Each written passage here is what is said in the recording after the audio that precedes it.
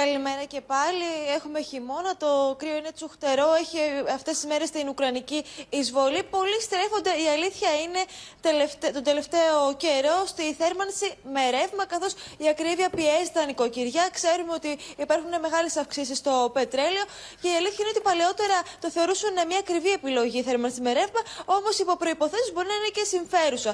Κύριο κριτήριο πρέπει να είναι να έχεις μια καλή ηλεκτρική συσκευή. Αυτό θα μας πει και ο κύριος Αντώνης Καρώνης, ο ιδιοκτήτης του καταστήματος. Καλημέρα σας. Καλημέρα.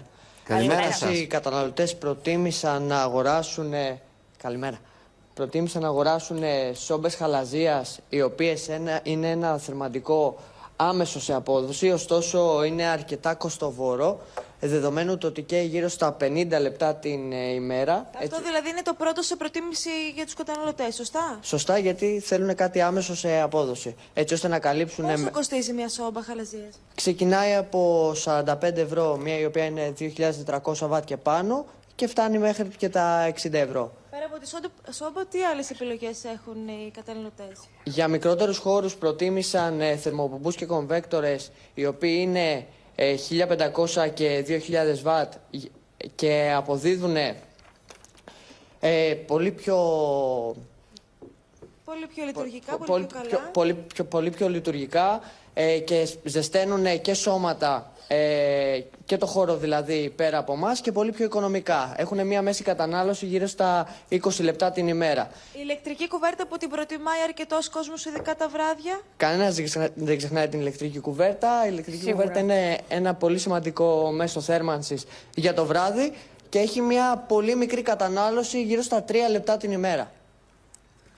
Δηλαδή, μισό λεπτό, γιατί αυτό με ενδιαφέρει, επειδή την έχω εγώ κάθε βράδυ αναμένη. Αν όλη νύχτα είναι αναμένη, είναι περίπου στα 3 ευρώ. 3 λεπτά είπε την ημέρα. 3 λεπτά τη μέρα. Ή την ώρα, παιδιά. Την ημέρα είπε ο άνθρωπος. Ναι, σωστά. Τι σωστά? Σωστά. Οι ηλεκτρικές κουβέρτες κυμαίνονται από 60 έως 150 βατ και έχουν μια κατανάλωση γύρω στα 3 λεπτά την ημέρα. Την ημέρα. Την ημέρα, λοιπόν. Θα τρελαθούμε στην ηλεκτρική κουβέρτα. Τελείωσε, έληξε. Καταλήξαμε. Ούτε ξύλα, ούτε τζάκια, ούτε. Καθίστε στο κρεβάτι, είναι μια χαρά. Παίρνεις μια μπαλαντέζα. Μπορεί να υπάρχει και μπαταρία. 50 μέτρα. Έχει δει, έχουν βγει και σε μπουρνούζια τώρα. Τυλίγεσαι με την κουβέρτα, έχεις την μπαλαντέζα, λες τη γυναίκα πάτα. Πατάει το κουμπί. Μάλιστα. Λοιπόν, Ενδιαφέρουσα η σύνδεσή μας, έτσι ενδιαφέρουσες και οι πληροφορίες που μας δώσατε περί κατανάλωσης. Καταλαβαίνω ότι ο καθένας κάθε νοικοκυριό κάνει ό,τι μπορεί.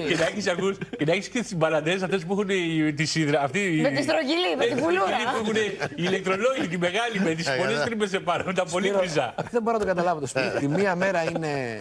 Χτες ήταν δυναμικό. Την άλλη είναι σε ευθυμία. Χτες δεν κάτι Του άρεσε τώρα η ηλεκτρική κουβέρτα. Κάτι είχε ο καφές εχθές, η κυρία Γιώτα ευθύνεται.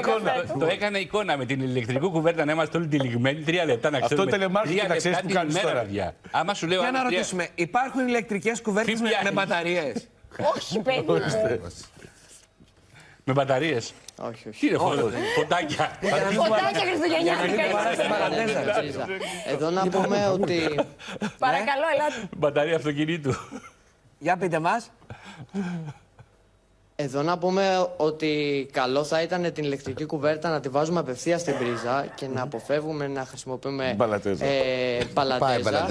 Μπαλατέζα που θα έχουμε να έχει την κατάλληλη πιστοποίηση ΣΥΕ και να κοιτάμε να μην υπάρχει καμία φθορά στο καλώδιό της. Δεν είναι επικίνδυνο να την έχουμε όλο το βράδυ. Εγώ αυτή την απορία έχω. Όχι όλες οι ηλεκτρικές κουβέρτες έχουν ασφάλεια υπερθέρμανσης. Ωραία. Τέλεια. Οπότε είναι και. Τέλεια. Έχουν και σκάλες όμως, έχουν και κλίμακα. Στο 3 κάθε βράδυ, στο 3. Σας μιλάει η εμπειρία εδώ η μεγάλη. Ευχαριστούμε πάρα πολύ, να είστε καλά.